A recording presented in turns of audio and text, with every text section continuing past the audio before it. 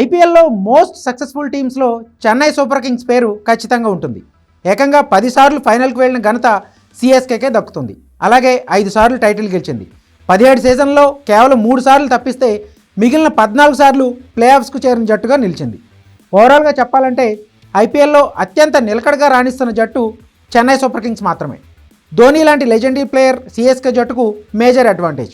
మహీ captaincy నుంచి తప్పుకున్నా జట్టులో పలువురు స్టార్ ప్లేయర్స్, మ్యాచ్ను మలుపు తిప్పే యువ ఆటగాళ్లు ఉండడం కూడా చెన్నైను ఎప్పుడూ టైటిల్ ఫేవరెట్స్లో ముందు నిలుపుతాయి. ఈసారి మెగా వేలం తర్వాత చెన్నై సూపర్ కింగ్స్ మరింత బలంగా తయారైంది. వేలానికి ముందు రుతురాజ్ గైక్వాడ్, శివన్ దూబే, రవీంద్ర జడేజా, పతిరణ అన్క్యాప్డ్ ప్లేయర్ కేటగిరీలో ధోనీని చెన్నై రిటైన్ చేసుకుంది. వేలంలోనూ పలువురు కీలక ఆటగాళ్లను దక్కించుకుంది. ఈ సీజన్కు చెన్నై బలాలను చూస్తే ధోనీ, రుతురాజ్ గైక్వాడ్, డెవాన్ కాన్వే, రచిన్ రవీంద్ర జడేజాలతో బలమైన కోర్ టీం ఉండడం ప్లస్ పాయింట్గా చెప్పొచ్చు. టాప్ ఆర్డర్లో కాన్వే, గైక్వాడ్ కీలకమనే చెప్పాలి. పవర్ ప్లేలో వీరిద్దరూ నిలకడగా రాణిస్తూ మంచి ప్రభావం చూపించగలరు. 3-4 స్థానాల్లో న్యూజిలాండ్ సెన్సేషన్ రచిన్ రవీంద్ర, రాహుల్ త్రిపాఠిపై అంచనాలున్నాయి.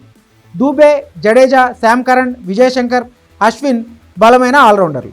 బౌలింగ్లో అశ్విన్, జడేజా, ఆఫ్ఘన్ స్పిన్ సంచలనం నూర్ అహ్మద్తో స్పిన్ విభాగం పటిష్టంగా కనిపిస్తుంది. ఇక డెత్ ఓవర్ బౌలింగ్లో పతిరణ, ఖలీల్ అహ్మద్ కీలకం కానున్నారు. అదే సమయంలో చెన్నైకి కొన్ని బలహీనతలు కూడా వెంటాడుతున్నాయి. ప్రస్తుతం జట్టులో బెస్ట్ ఫినిషర్ కనిపించట్లేదు. జడేజా అంత గొప్ప ఫినిషర్ కాదు. ధోనీ బెస్ట్ ఫినిషర్గా అయినప్పటికీ జట్టు అవసరాన్ని బట్టి క్రీజ్లోకి వస్తాడు. 43 ఏళ్ల వయసులో అతడిపై పూర్తిగా ఆధారపడటం కరెక్ట్ కాదనేది కొందరి మాజీల అభిప్రాయం. బ్యాకప్ ఆటగాళ్లు దీపక్ హుడా, విజయ్ శంకర్ కూడా అంత ఫామ్లో లేకపోవడం మైనస్ పాయింట్. ఫినిషర్ బలహీనతను అధిగమిస్తే మాత్రం చెన్నైకు తిరుగులేనట్టే. టీం కాంబినేషన్ పరంగా చూస్తే ధోనీ వికెట్ కీపర్గా లేదా ఇంపాక్ట్ ప్లేయర్గా దిగుతాడని చెప్పొచ్చు. స్పిన్ బౌలింగ్ ఆల్రౌండర్లుగా రచిన్, జడేజా ఆడనుండగా వీరిద్దరికీ తోడు ఆఫ్ఘన్ నూర్ అహ్మద్ స్పిన్ అటాక్లో కీలకం కాబోతున్నాడు. రుతురాజ్ ఇంకా తన పూర్తి స్థాయి కెప్టెన్సీ మార్క్ చూపించడం లేదు. ధోనీ గైడెన్స్లో మరింత దూకుడుగా వ్యవహరించాల్సిన అవసరం అయితే ఉంది. చెన్నై సూపర్ కింగ్స్ గత ఏడాది పేలవ ప్రదర్శనతో నిరాశపరిచింది. కనీసం ప్లే ఆఫ్స్కు కూడా చేరకుండా 5వ స్థానంతో సరిపెట్టుకుంది. దీంతో ఈసారి ఎలాగైనా ట్రోఫీని ముద్దాడాలని పట్టుదలతో ఉంది. అనుకున్నట్టే ఈసారి విజేతగా నిలిస్తే చెన్నై జట్టు ముంబై ఇండియన్స్ను దాటేసి ఐపీఎల్ చరిత్రలో అత్యంత విజయవంతమైన ఫ్రాంచైజీగా నిలుస్తుంది.